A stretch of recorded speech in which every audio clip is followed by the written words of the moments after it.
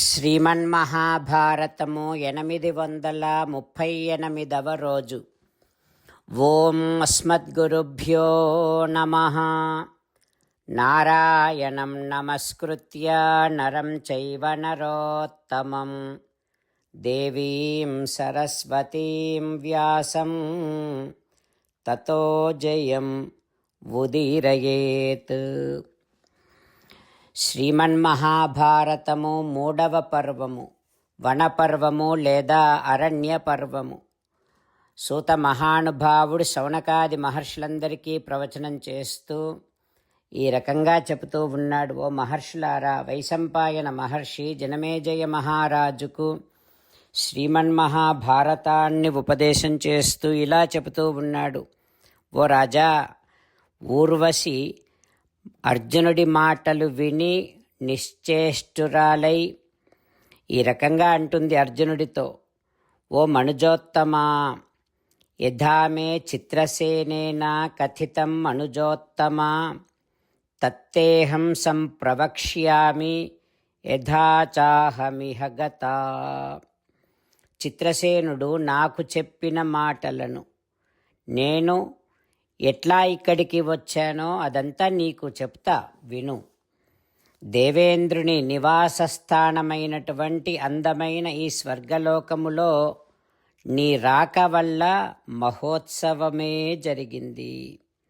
ఓ నరోత్తమ, రుద్రులు, ఆదిత్యులు, అశ్వినులు, వసువులు, మహర్షి సంఘాలు, రాజర్షులు, సిద్ధచారణులు, యక్షులు, నాగులు వీరంతా కూడా వారి వారి స్థానాల్లో కూర్చొని ఉండగా, గంధర్వులు వీణానాదము చేస్తూ ఉండగా, దివ్యమైనటువంటి మనోహరమైనటువంటి గానము చేయబడింది. ఓ అర్జున, అప్పుడు అప్సరసలలో ముఖ్యులందరూ నృత్యం చేశారు. ఆ సమయములో త్వం కిలా నిమిషః పార్థ మామేకాం తత్ర దృష్టవాన్. ఆ సమయములో నువ్వు నన్ను అక్కడ రెప్పవేయకుండా చూశావట. దేవసభలో ఆ మహోత్సవము ముగిసిన తర్వాత నీ తండ్రి ఆజ్ఞ తీసుకొని దేవతలంతా వారి వారి గృహాలకు వెళ్ళిపోయారు. ఇక అప్సరసలు కూడా వారి నివాసాలకు వెళ్ళిపోయారు. ఇంకా మిగిలిన ఉన్నవారిని నీ తండ్రి దేవేంద్రుడు పంపించి వేశాడు. ఓ కమలపత్రనేత్ర అర్జున, ఆ తర్వాత దేవేంద్రుడు చిత్రసేనుడిని నా దగ్గరకు పంపించాడు. అతను నా వద్దకు వచ్చి ఇట్లా చెప్పాడు, ఓ సుందరి, దేవేంద్రుడు నీకోసమే ఒక సందేశాన్నిచ్చి నన్ను పంపాడు. నువ్వు మహేంద్రునికి, నాకు, నీకు కూడా ప్రియమైనటువంటి ఒక పని చెయ్యాలి. యుద్ధములో ఇంద్రుడంతటి సూర్యుడు, ఎల్లప్పుడూ ఔదార్య గుణములతో ఉండేవాడు, పృథానందనుడైనటువంటి అర్జునుడిని నువ్వు ఇప్పుడు సేవించాలే, నువ్వు అర్జునుడి దగ్గరకు వెళ్ళాలి అని చిత్రసేనుడు నాకు చెప్పాడు. అర్జున, ఓ అర్జున, ఆ రకంగా నీ తండ్రి చేత ఆజ్ఞాపింపబడిన నేను నీ దగ్గరకు నిన్ను సేవించటము కోసం వచ్చాను. త్వద్గుణాకృష్ట చిత్తాహం అనంగవశమాగత చిరాభిలషితో వీర మమాప్యేష మనోరథః. అర్జున, నీ సద్గుణాలు నా హృదయాన్ని ఆకర్షించాయి. నేను మన్మధునకు వశమయ్యాను. ఓ మహావీర, చాలా కాలము నుండి నా హృదయములో కూడా నిన్ను సేవించాలి అనే కోరిక ఉంది అంటూ ఊర్వశి అర్జునుడితో చెబుతూ ఉంటే ఆ ఊర్వశి మాటలు వింటూ ఉండగానే అర్జునుడు చాలా సిగ్గుపడి ఉవాచ కర్ణౌ హస్తాభ్యాం పిథాయ, 2 చెవులు మూసుకొని ఈ రకంగా అంటూ ఉన్నాడు అర్జునుడు ఊర్వశితో. ఏమంటున్నాడో రేపు తెలుసుకుందాం. జై శ్రీమన్నారాయణ. జై శ్రీమన్నారాయణ. అమ్మా నాన్నలకు సాష్టాంగ నమస్కారం చేద్దాం. మన ఆచార్యవర్యుల శ్రీచరణారవిందములకు సాష్టాంగ నమస్కారం చేద్దాం. శ్రీ వేదవ్యాస మహర్షుల వారి దివ్య పాదారవిందములకు సాష్టాంగ నమస్కారం చేద్దాం. శ్రీ విఘ్నేశ్వర స్వామి వారి శ్రీచరణారవిందములకు సాష్టాంగ నమస్కారం చేద్దాం. శ్రీమన్మహాభారత గ్రంథరాజమునకు శిరస్సు వంచి నమస్కరిద్దాం. శ్రీకృష్ణ భగవానుని శ్రీచరణారవిందములకు సాష్టాంగ నమస్కారం చేద్దాం. మన హృదయ మందిరములోనే అంతర్యామిగా వేంచేసి ఉన్నటువంటి శ్రీమన్నారాయణుడిని సేవిస్తూ మనని మనము స్వామికి సమర్పించుకుంటున్నామనే భావనాపూర్వకముగా సాష్టాంగ నమస్కారము చేస్తూ స్వామి నామ సంకీర్తన చేద్దాం. శ్రీమన్నారాయణ నారాయణ నారాయణ శ్రీమన్నారాయణ నారాయణ నారాయణ.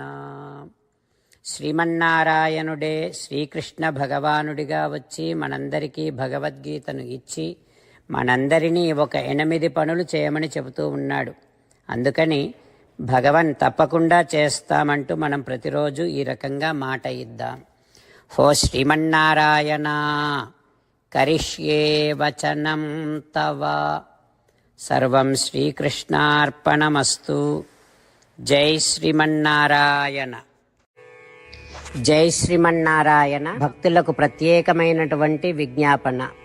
మీకు అన్ని విషయాలలో వెంటనే మంచి ఫలితాలు రావాలి అనంటే ప్రతిరోజు 1 నిమిషం వెచ్చించి నారాయణాస్త్రాన్ని చదవండి. ఇక మీకు తిరిగే ఉండదు. నారాయణాస్త్రాన్ని పొందడానికి మీరేం చేయాలంటే నారాయణాస్త్రం అనే వెబ్సైట్కి వెళ్ళి మీ పేరు మీ ఈమెయిల్ ఇస్తే మీ ఈమెయిల్కి నారాయణాస్త్రం PDF వస్తుంది. అందులో ఒక రామాయణ శ్లోకం, ఒక గీతా శ్లోకం, ఒక విష్ణునామం ఉంటాయి. ఆ 3 కలిపి నారాయణాస్త్రం అంటాం. ప్రతి ఒక్కరికి వేరువేరు శ్లోకాలను ఇస్తున్నాం.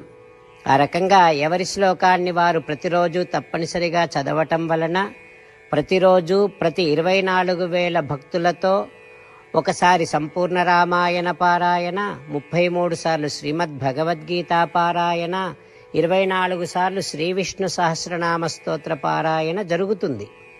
ప్రతి ఒక్కరికి అంతటి విశేష ఫలితము ప్రతిరోజు లభిస్తుంది.